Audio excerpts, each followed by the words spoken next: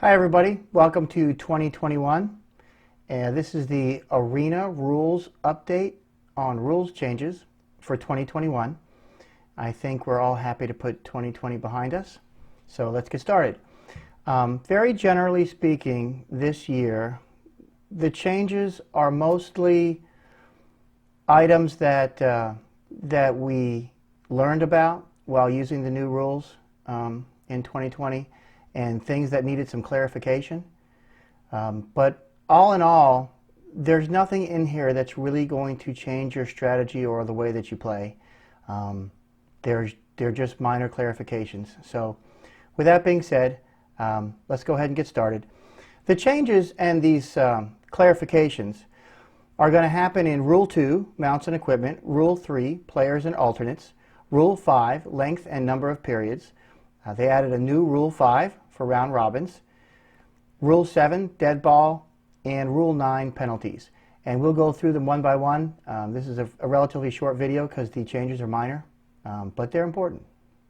Rule 2, Mounts and Equipment. The only thing that you need to be updated on this rule is heel caulk violations. They are now going to be forfeiture of the game. So what is a heel caulk violation? When your farrier comes to shoe your horses on the back shoes, you're allowed to put little cleats, like they're called heel caulks. But they can't be more than 1 inch long from the surface of the foot to the end of the shoe.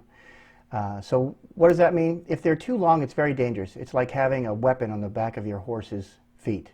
And they can, if you have an accident or something like that, they can dig in or cut another horse or a player or something like that. So what you need to know is, like I've told you in regular Rule 2 on that video, if you're going to put back shoes on and you're going to put heel caulks on any of your shoes, you can't do it in front, but you can do it in back, have your farrier read Rule 2 so they know how long those heel caulks can be. Can't be more than 1 inch, but it's specific.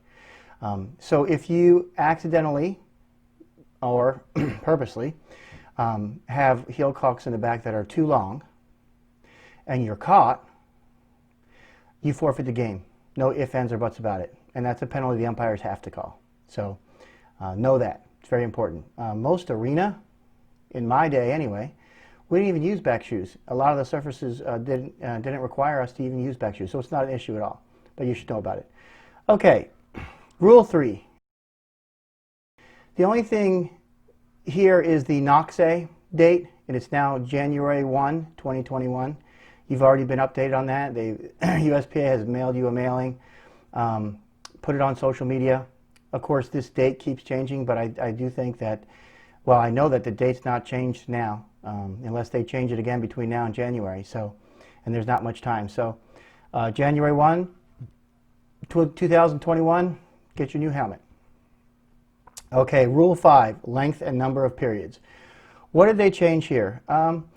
Mostly a clarification. So the rule says that if you're going to take a penalty shot and you're towards the end of a chukker and there's less than 5 seconds in the chukker, that the timer must add time to the clock to make it at least 5 seconds. So you have 5 seconds to execute a penalty shot. So the question came up, what about free hits in, say, for example, a change of possession or perhaps a penalty shot that doesn't hit the wall and you're the defending team and you get a free hit? And it's at the end of the chukker, do you get at least 5 seconds to hit those? And the answer is no, you do not. And we have not been doing that this year anyway. So you're already accustomed to this rule.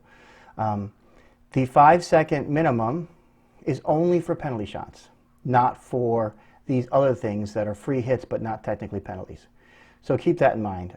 The 3 instances that come to mind for this change most immediately are a change of possession. If you're playing under that rule where the ball goes out and you change possession, that would be a free hit. You just get whatever time is left in the period. Same thing for a penalty shot that, say, doesn't reach the end wall and your team is the defending team and you get a free hit. You will have whatever time is left on the clock. There's no minimum 5 seconds there. And the other one that comes to mind would be hitting a penalty shot out and the defending team would get a free hit. You wouldn't get a minimum of 5 seconds for that. It's just for penalty shots, so just keep that in mind. Okay, there's a new rule now called Rule 5A, and it's all about round robins. So that's all that happened there, new Rule 5A. round robins. Rule 7. What did they do to Rule 7? Just a clarification for a dead ball. If the ball hits the roof structure, anything hanging from the roof, anything connected to the roof structure, that would be a dead ball. So that's the only clarification they made there. In outdoor arenas that are outside, more specifically, this is not an issue. There is no roof. It doesn't matter. But a lot of arenas in the Northeast are indoors, and they have a roof, and they have beams across the roof. And a lot of colleges and high schools like to display banners of sponsors and wins and, you know, all kinds of things. So if it hits that, it's a dead ball. Okay, Rule 9, penalties. Just a couple quick clarifications here. Nothing that we don't already do, but it wasn't in the rule, and it should be, so now it is. Okay, on a penalty 4 in the arena, the hitter hits the ball. The defender can defend, can go ahead and play the ball. But if the ball comes to a stop, the defender cannot play it. It'll be a hit for the defending team from there. The defending player must play a penalty 4 hit while it's still moving, while it's still rolling. Okay? And we've been doing that already, but now it's in the rule. The other one is a clarification. It's a small change. So if a penalty shot is hit out over the end wall, the defending team gets a hit 5 yards in from the boards. Kind of like a knock-in, not a knock-in, but kind of like a knock-in. Okay, that's changed. The new rule is if a penalty shot is hit out, not necessarily over the end wall, let's say it's shanked to the right or to the left, that will also be now a free hit for the defending team. What it was last year would be a throw-in. So then they had to distinguish the end wall from the sides.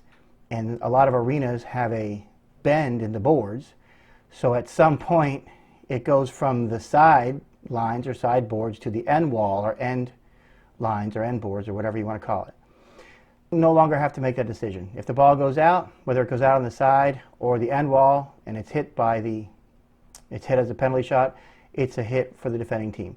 Now, if you're using the change of possession alternate rule anyway, it doesn't matter. But if you're not, you know, if a ball goes out on the side and it's a throw-in, that's very different than having a free hit. So if you're not using the change of possession rule and a penalty shot is hit over the side, it's still a free hit for the defending team. That's the big change there. Make sense? I hope so. And that is it for Arena Rules Update 2021. Not much, but you should know about everything. Thanks for watching.